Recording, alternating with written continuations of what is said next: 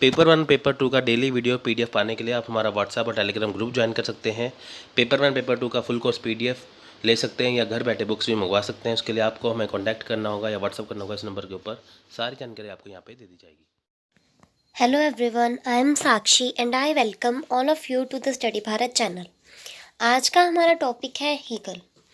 Hegel की जो views हैं वो ये है कि एक थीसिस होता है, फिर एंटी थीसिस होता है, फिर एक सिंथेसिस बन जाता है। मतलब कि डायलेक्टिकल मटेरियलिज्म पर जो उनकी व्यूज़ हैं उन्होंने वो दी हुई हैं।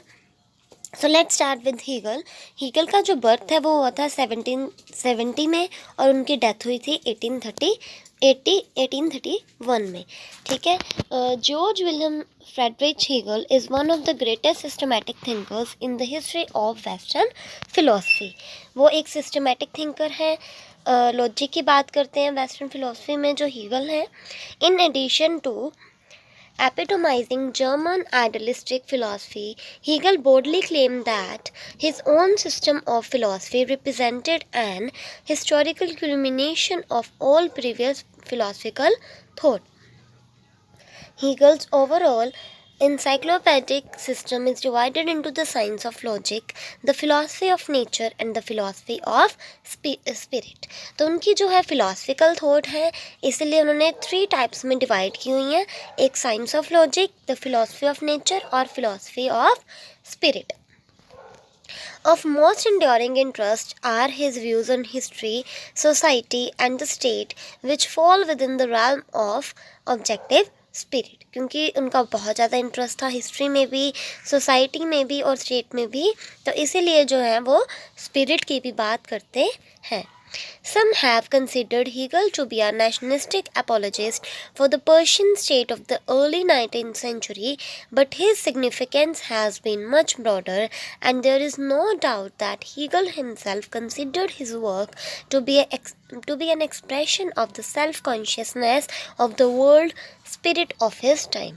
जब वो 19th सेंचुरी में उसके बाद वो जो स्पिरिट की बात करते हैं, मेन वो सेल्फ कॉन्शियसनेस की बात करते हैं कि सेल्फ कॉन्शियसनेस होनी चाहिए, तभी जो है वो स्पिरिट की बात करते हैं। At the core of Hegel's social and political thought are the concept of freedom is the actual mind of the family and a nation। वो जो है चाहते हैं कि जो फ्रीडम है वो मेन है, फैमिली में भी हो चाहे नेशन में भी हो। उनके मेन सोशल और पॉलिटिकल थॉट ये है कि फ्रीडम सभी को होनी चाहिए। The concept of this idea has been only as mind as something knowing itself and actual because it is the objection of itself, the movement running through the form of its movements. It is therefore ethical mind in its nature. Our immediate face, the family, the substantiality loses its unity, passes over into divisions and into the face of relation into civil society। वो दो बात करते हैं। पहले तो family की बात करते हैं कि जो मेन इमीडिएट फेस जो होता है वो फैमिली होता है। फिर वो सिविल सोसाइटी की बात करते हैं, क्योंकि सिविल सोसाइटी की क्यों ज़रूरत है, क्योंकि एसोसिएशन से रहते हैं हम सभी के साथ, लीगल सिस्टम चलता है, सिक्योरिटी रहती है और जो कॉमन इंटरेस्ट है या पर्टिकुलर इंटरेस्ट है वो फुलफ़िल होते हैं।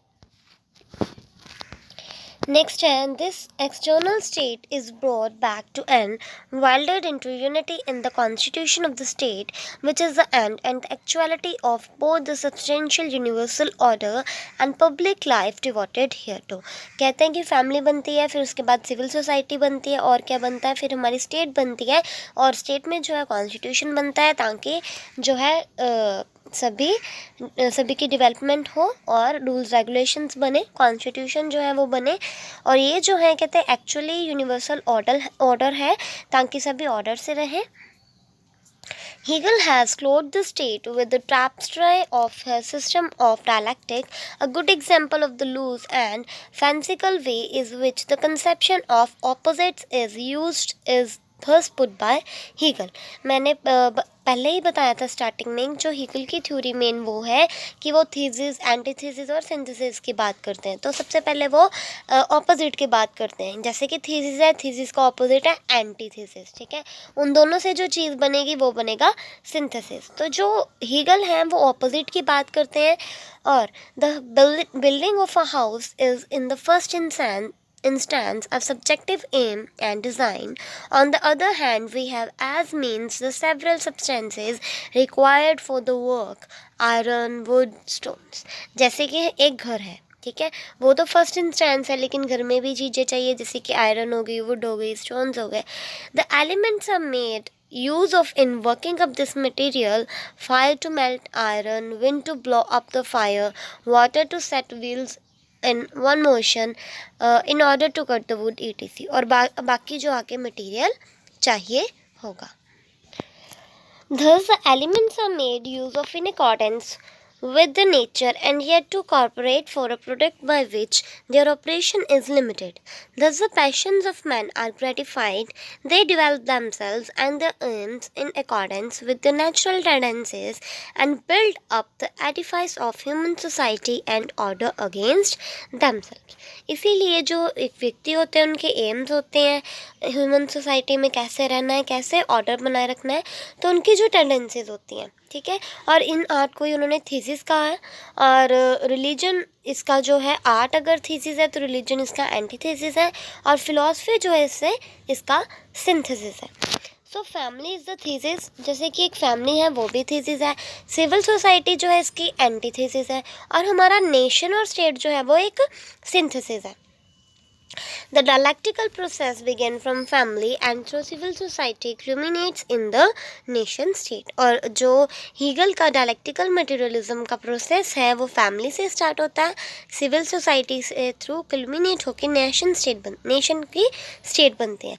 मतलब कि उनका जो थीसिस है वो फैमिली है, एंटी थीसिस उसका सिविल सोसाइटी है, और फिर सिंथेसिस क्या बनता है, हमारी nation state. The law of dialectical idealism lays down that idea is original, primary, and self-operating. It also confirms the role of some absolute spirit in the making of history. Thus, reason or idea becomes interchangeable with God, as Hegel himself says, the reason in most concrete form is God governs the world, the actual working of his comet. The carrying out of plan is the history of the world. तो वो spirit की बात इसीलिए करते हैं कि भगवान जो है वो खुद ही ये सब काम करता है, तो आइडिया से इसलिए उनके जो व्यूज़ हैं वो चेंज हो जाते हैं. वो कहते हैं कि मेन वर्क जो है वो भगवान करता है, प्लानिंग उन्होंने की होती है. So philosophy strives to comprehend this plan, for only that which has been developed as a result of it was as a bona fide reality, that which does not accord with it is negative. Before the pure light of this divine idea, which is more than mere ideal, the phantoms of the world, whose events are an incoherent course, philosophy wishes to discover the substantial purport. The real accept of the reason is the comprehension of divine work in fine history, according to Hegel, is the autobiography of God. तो वो कहते हैं कि philosophy जो है वो क्या है, डिवाइन वर्क है एक तरह का, और हीगल के अकॉर्डिंग ये ऑटोबायोग्राफी ऑफ गॉड है. Next is criticism of dialectical. Marks ने जो क्रिटिसिज्म किया था उनका, Marx borrowed heavily from Hegel, but he put the later right side up. According to Marxism, the motivating force is not reason but matter. Contrary to Hegel, Marx insists that it is not the consciousness of man that motivates matter. It is the material factors that influence human consciousness. Marx ने जो है बहुत कुछ Hegel से जो है उन्होंने borrow किया है, लेकिन उन्होंने क्रिटिसाइज़ भी किया है, क्योंकि उन्होंने कहा है, मार्क्स ने कहा है कि जो कॉन्शियसनेस है वो मैटर नहीं करती, मटेरियल जो है वो ज़्यादा मैटर करता है. Marks thus retained the Hegelian method but rejected its contentions. In one of his letters to Dr. Ludwig Kugelmann, Marx wrote in 1868, thus, Hegel's dialectic is the basic form of a dialectic, but only after it has been stripped of its mystical form, and it is precisely this which distinguished my method. तो उन्होंने बताया है कि कैसे उनका जो method है वो डिफरेंट है, क्योंकि जो मार्क्स हैं वो मटेरियल की बात करते हैं, लेकिन जो हीगल हैं वो मटेरियल की बात नहीं करते। Next is defects of rationalism. While Hegel's analysis is based on the premises of rationalism, modern school of psychoanalysis doesn't admit that the reason is the only or decisively motivating factor. He is less rational, more irrational as non-rational factors. जो Hegel है वो कम rational है, ज़्यादा irrational है, क्योंकि वो sentiments की बात करते हैं, फीलिंग्स की बात करते हैं, ह्यूमन बिहेवियर की बात करते हैं। तो ग्राहम बोल्स ने कहा है, acts like a harp all of whose strings throb together so that emotion, impulse, inference are often stimulus and intermingled a set of single mental experience। मतलब कि उन्होंने अपने जो व्यूज़ हैं उसमें इमोशंस, जो उनके सेंटिमेंट्स हैं ह्यूमन बिहेवियर पर, वो उन्होंने ज़्यादा दिखाए हैं। Flaws in theory of development. It has been pointed out that every kind of development does not take place in the way as the law of Hegel dialectical tells us। तो कहते हैं कि हर एक तरह की डेवलपमेंट जो है कि थीसिस हो, एंटीथीसिस हो, ऐसा सब नहीं होता जैसे कि हीगल ने हमें बताया। Hegel treats social institutions in a process of evolution। जैसे उन्होंने इंस्टीट्यूशंस के बारे में बात की, जैसे ऑपोजिट था हमारा, ऊपर भी हमने पढ़ा कि पहले थीसिस होता है फिर एंटीथीसिस होता है, तो इसमें भी जो है उनके डायलेक्टिकल प्रोसेस के बारे में ही बात की गई है। According to Kelly, essentially Hegel's weakness lay in two realms. He was perhaps unaware of the connection. The first weaknesses lay in his overt and enduring conjugation of history and reason in the claims he made for his secular providence of the will that had become mind. The mind had become will. Whatever history is, it is obviously not reason, no matter how reasonable the mind that perceives it. Even if the mind is a creature of history, history is probably closer to Hegel's variety of forms than to any idealistic union of life and divinity created or imposed by conceptual apparatus। तो वो जो है history के बारे में बात करते हैं कि जैसे बहुत सारी फॉर्म्स है, अलग अलग वैरायटी होती है, लेकिन फिर भी जो है आइडियलिस्टिक यूनियन होती है, क्योंकि आइडियाज़ से जो है उन्होंने व्यूज़ जो है उनके आइडिया से बनते हैं, उसमें जो है इतना लॉजिक नहीं है। तो आइडिया से उनकी जो चीज़ें बनती हैं वो अलग अलग आइडियाज़ भी हो सकते हैं। So, the religious political synthesis or Eurocentric destiny within an ever-renewing and deepening system of speculation had become attacked by Strauss, Fabre, Bauer and Marx। तो इसी तरीके से उन्हें बहुत सारे व्यक्तियों ने जो है क्रिटिसाइज भी किया हुआ है। Their criticism exploited the cultural homogeneity of Europe by discovering masters and slaves, where Hegel had thought to close the problem, coercive transcendence, soon to be remitted to other continent remains। तो जो Hegel हैं वो एक master और slave जो है उससे भी क्रिटिसाइज करते थे, और ये जो है उन्हें ख़त्म करना चाहते थे कि मतलब कि कोई भी मास्टर और स्लेव नहीं होना चाहिए, इक्वालिटी होनी चाहिए। Positive concept. Hegel's conception of freedom is very much different from that of Kant.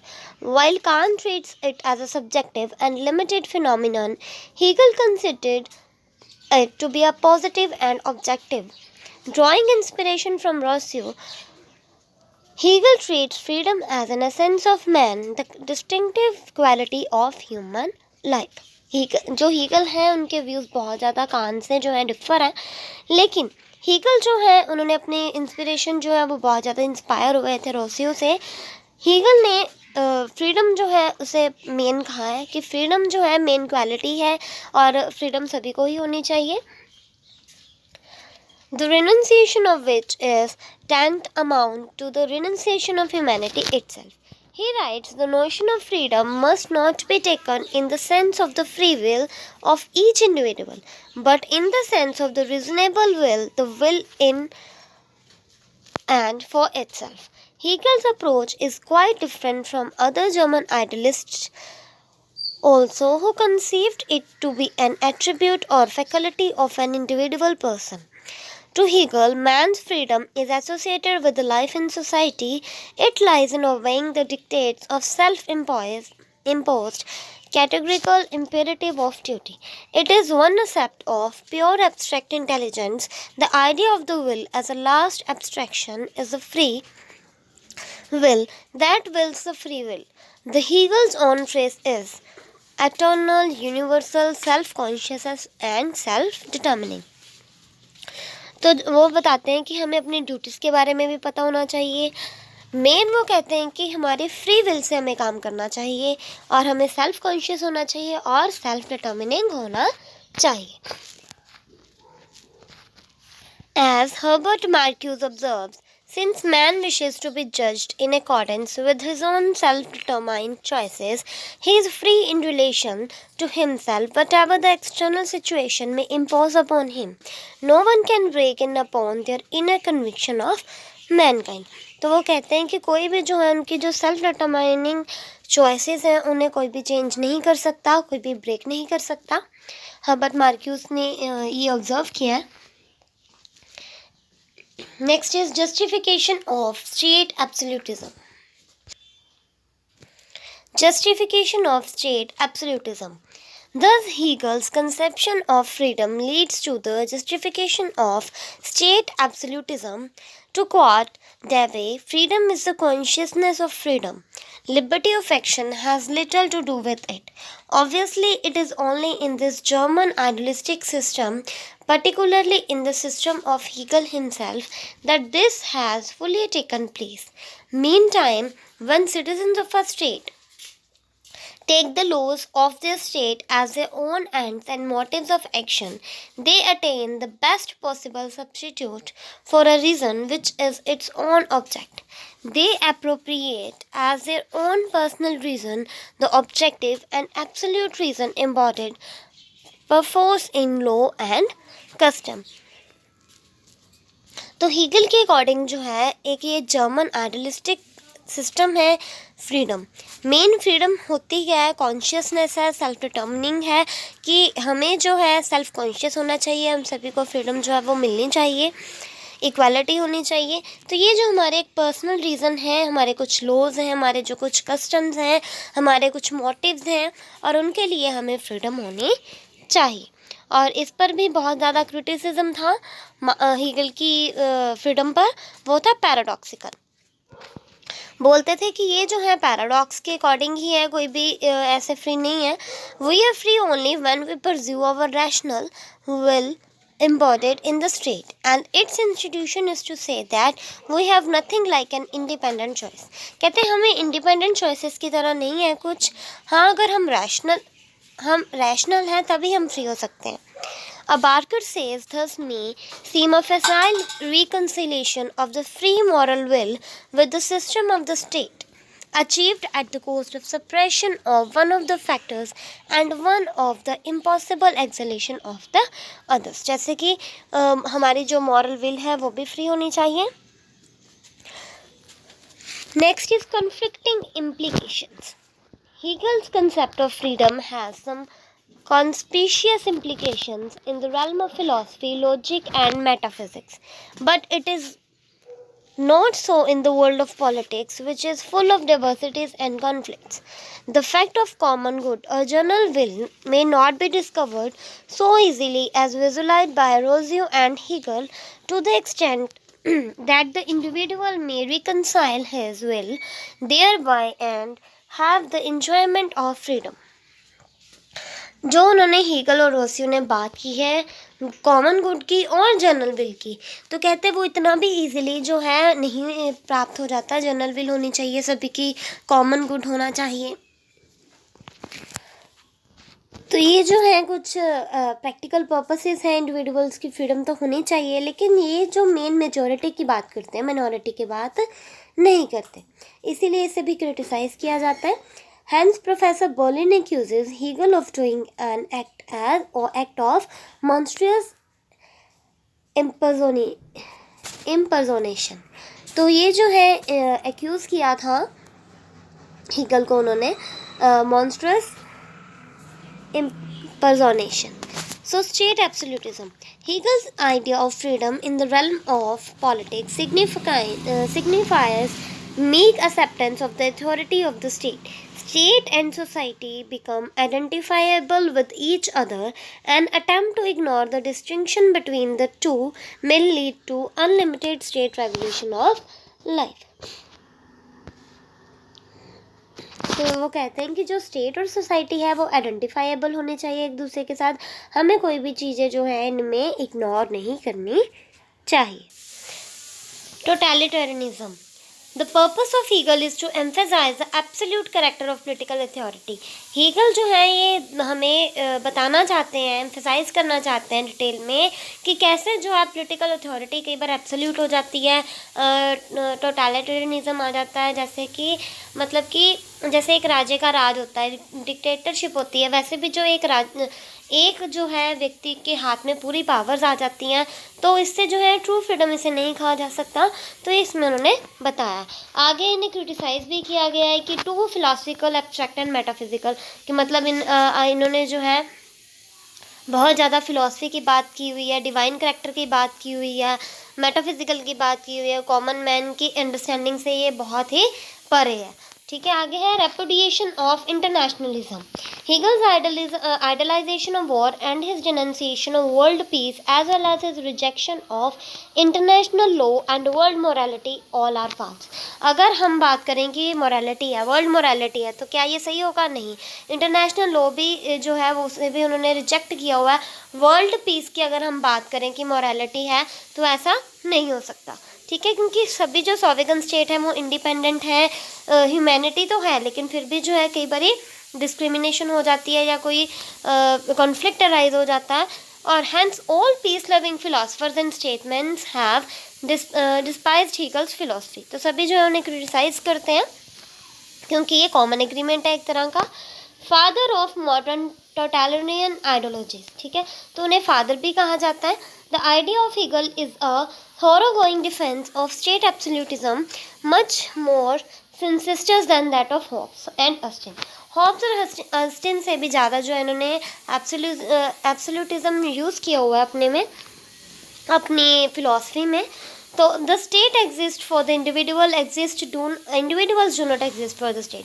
तो इसी तरह जोड़ने का है कि जो स्टेट है वो इंडिविजुअल के लिए एग्जिस्ट करती है, इंडिविजुअल नहीं स्टेट के लिए एग्जिस्ट करता.